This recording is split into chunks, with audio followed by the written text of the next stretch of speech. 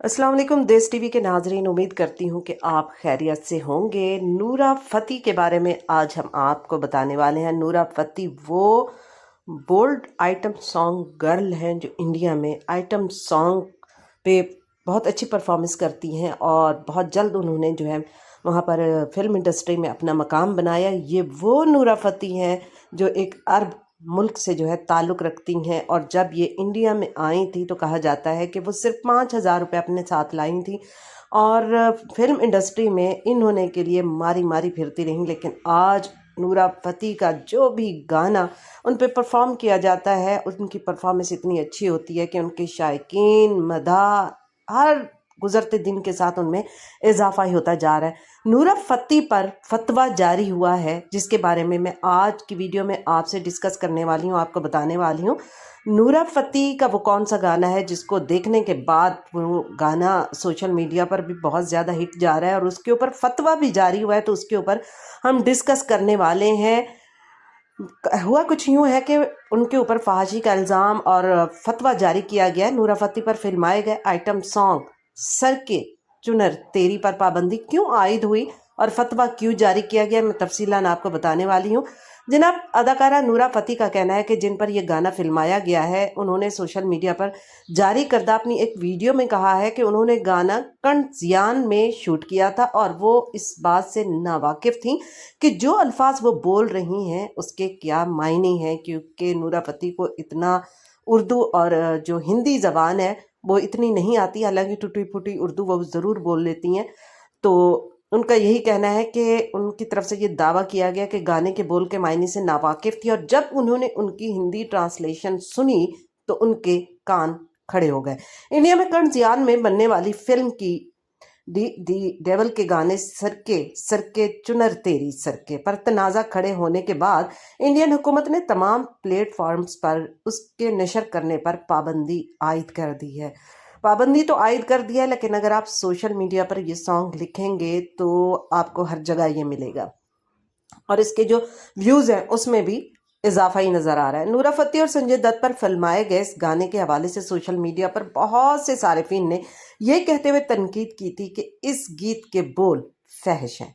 गुज़श्ता एक हफ्ते के दौरान ये मामला इस हद तक बढ़ गया कि इंडिया के कौमी इंसानी हकूक़ कमीशन ने मरकज़ी हुकूमत को कानूनी नोटिस भेज दिया, जबकि ख़वातीन के कौमी कमीशन ने फिल्म के अदाकारों और प्रोड्यूसर्स को भी इदारे के सामने पेश होने से मुतालिक नोटिस जारी किया। इंडियन न्यूज़ एजेंसी है जनाब, उनके मुताबिक अलीगढ़ के मुस्लिम पर्सनल लॉ के दारुल अफ्ताह ने इस मामले पर नूरा फ़तेही के खिलाफ एक फतवा भी जारी की है। इस फिल्म से वाबस्ता मुख्तलिफ फनकारों ने गाने के बोल को लेकर अफसोस का इजहार किया है। ये गाना गाने वाले गुलकार मांगली ने सोशल मीडिया पर सारिफिन से माफ़ी भी मांगी है और माफ़ी मांगते हुए गाने का नया वर्जन लाने का भी वादा किया है। इस गीत को लिखने वाली रकीब आलम ने दावा किया है कि इस गीत में पेश किए जाने वाला कोई भी लफ्ज़ उनका अपना नहीं, बल्कि उन्होंने सिर्फ इस गीत का कन्नड़ ज़बान से हिंदी में तर्जमा किया है। धनी असना अदाकारा नूरा फ़तेही जो है, जिन पर यह गाना फिल्माया गया है, ने सोशल मीडिया पर जारी करदा अपनी एक वीडियो में कहा है कि उन्होंने गाना कंजियान में शूट किया था और वो इस बात से नावाकिफ़ थी कि जो अल्फाज वो बोल रही हैं उसके क्या मायने हैं। उन्होंने कहा कि जैसे ही मैंने इस गाने का हिंदी तर्जमा सुना तो मेरे कान खड़े हो गए। मतलब उसका तर्जमा इतना ही कोई गलत था, इतना ही कोई फहश था, बोल्ड था कि नूरा फ़तेही जो इतना बोल्ड डांसर हैं उनको भी बुरा लगा और उनके भी कान खड़े हो गए। मुझे मालूम था कि गाने के बोल पर एतराज़ किया जाएगा। मैंने फिल्म डायरेक्टर को भी यही कहा और मैंने कहीं भी इस गीत की तशहीर नहीं की। मीडिया रिपोर्ट के मुताबिक अलीगढ़ की मुस्लिम पर्सनल लॉ के दारुल अफ्ताह ने इस मामले पर नूरा फ़तेही के खिलाफ एक फतवा भी जारी किया है। इस गाने के मुतालिक तनाज़ा बढ़ते बढ़ते इंडियन पार्लिमान तक भी जा पहुंचा, जबकि 17 मार्च को इंसानी हकूक़ कमीशन ने मरकज़ी बोर्ड ऑफ फिल्म सर्टिफिकेशन के चेयरमैन प्रसून जोशी, वजारत इत्तलात और नशरियात के सेक्रेटरी और गूगल इंडिया को कानूनी नोटिस जारी किए गए हैं और इसके बाद मरकज़ी इत्तलात और नशरियात ने पार्लियामेंट में ऐलान किया कि इस गीत को तमाम ज़बानों के प्लेटफॉर्म से हटा दिया जाए। दरियासना सेंसर बोर्ड ने कहा है कि इस गीत को रिलीज़ करने से कबल मंजूरी के लिए पेश नहीं किया गया था और इंटरनेट पर मौजूद मवाद पर उनका बराह रास्त कंट्रोल नहीं है। सोशल मीडिया प्लेटफॉर्म एक्स पर लिखा गया है कि CBFC एक जिम्मेदार इदारा है और इसके मेंबरान सिनेमा में खवातीन की तस्वीर कशी को संजीदगी से लेते हैं और तनाज़ात को बातचीत से हल करने की कोशिश करते हैं। एक और वेबसाइट के मुताबिक जब भी कोई फिल्म सर्टिफिकेशन के लिए अर्जी दाखिल करती है तो इसके क्लियरेंस के लिए अलग अलग गीत, उनके बोल और टाइम कोड जमा करवाने होते हैं। ये पहला मौका नहीं है नाजरीन कि जब इंडिया में किसी आइटम सॉन्ग पर पाबंदी लगाई गई हो। कई दफ़ा आइटम सॉन्ग पर पाबंदी भी लगाई है, लेकिन वो चलते फिरते भी नजर आए हैं और उन्होंने मिलियन व्यूज भी हासिल किए हैं। हाल ही में गुलकार बादशाह का हरनावी गीत तासीरी भी पाबंदी के बाद तमाम प्लेटफॉर्म से हटा दिया गया था। इससे पहले खलनायक जो 1993 और राजा बाबू जो 1994 फिल्मों के गीत ऑल इंडिया रेडियो और दूरदर्शन जैसे सरकारी प्लेटफॉर्म्स पर नशर किए गए थे। बॉलीवुड और आइटम सॉन्ग के बारे में आपको बताएंगे। बॉलीवुड में आइटम सॉन्ग या आइटम नंबर्स की रिवायत काफी पुरानी है। सहाफी और फिल्मी नफाज सपर्ना शर्मा का कहना है कि 1940 की दहाई में मर्द अदाकार खवातीन के लिबास में रक्स करते थे और इसके बाद 1940 और 50 की दहाइयों में अदाकारा कोको ने पतली कमर है फिल्म बरसात 1949 और बेचैन दिल खोई सी नजर और यहूदी 1958 जैसे हिट गीतों पर फिल्म जो है बनाई गई, परफॉर्म किया गया। सपर्ना शर्मा ने BBC को बताया कि अदाकारा कोको के दौर के बाद हेलन ने बॉलीवुड में डांसिंग क्वीन के तौर पर राज किया, लेकिन उन्हें कभी भी आइटम गर्ल नहीं कहा गया।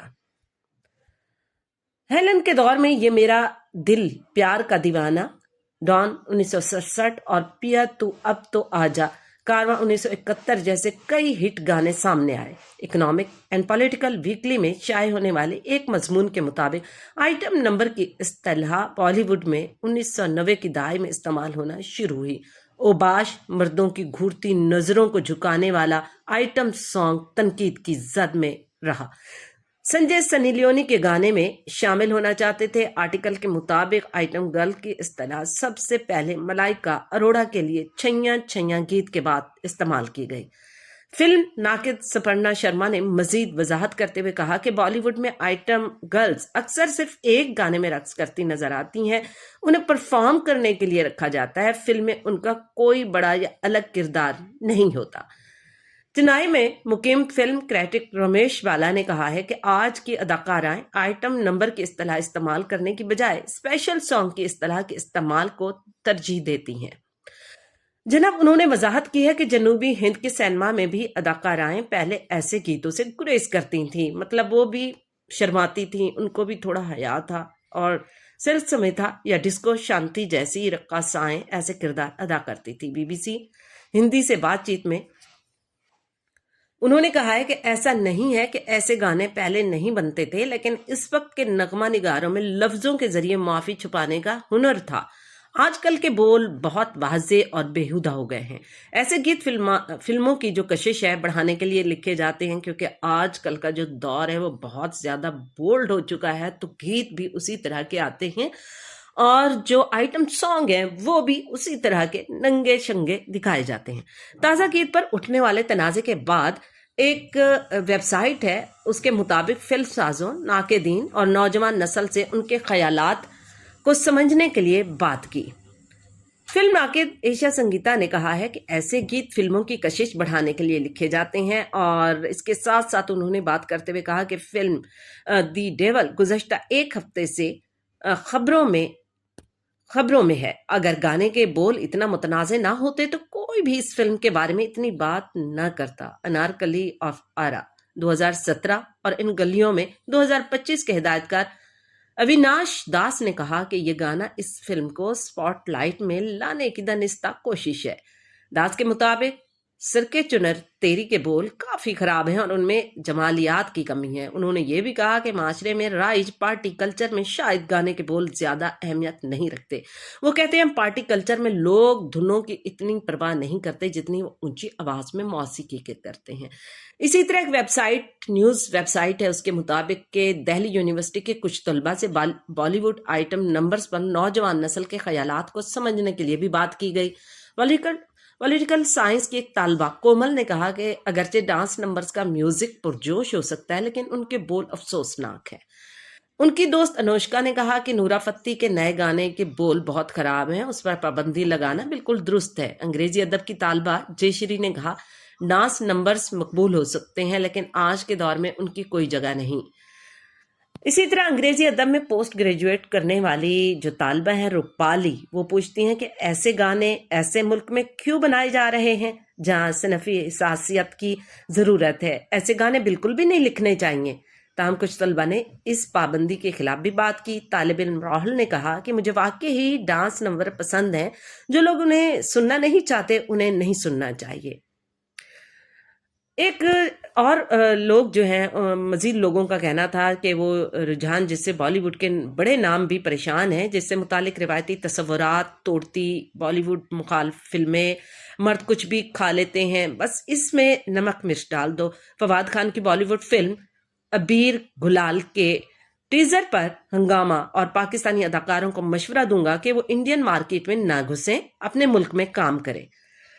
इंडिया में धुरिंदर के नाकिद मुनज़्ज़म हमलों और हिरासानी की जद में फिल्म पाकिस्तान को बेकाबू और वहशी माशरे के तौर पर पेश करती है। इब्तदा में फ्लॉप करार दी गई फिल्म शोले, जिसके रक्स, रोमांस और कहानी के मदा इसे भूल नहीं पाते, तो इसी तरह ही कुछ हुआ है नूरा फतेही के इस गाने पर। और ये इंडिया की एक रिवायत रही है, उनकी जो इंडस्ट्री है, फिल्म इंडस्ट्री की, वो जब भी कोई अब फिल्म लॉन्च करने जा रहे होते हैं तो उसका थोड़ा सा टीजर जो है वो उसको वायरल कर देते हैं और उसके ऊपर जो है बहुत ज़्यादा तनकीदी और इस तरह की बातें की जाती हैं। और जब इस तरह की बातें सामने आती हैं तो हर किसी का दिल करता है कि आए चलें इसको देखते हैं कि इसमें क्या है, और इस तरह उनकी मूवी जो है वो हिट हो जाती है। जिन्होंने मेरी वीडियो पूरी देखी और मेरे अल्फाज सुने हैं, तो मैं उनसे रिक्वेस्ट करूंगी कि आप लोगों की राय क्या है, कमेंट्स लाजमी करें, क्योंकि ये वीडियो बनाने में काफ़ी मेहनत होती है और जब आप वीडियो को लाइक करते हैं, मुकम्मल वॉच करते हैं, तो हमारी मेहनत जो है वो वसूल हो जाती है।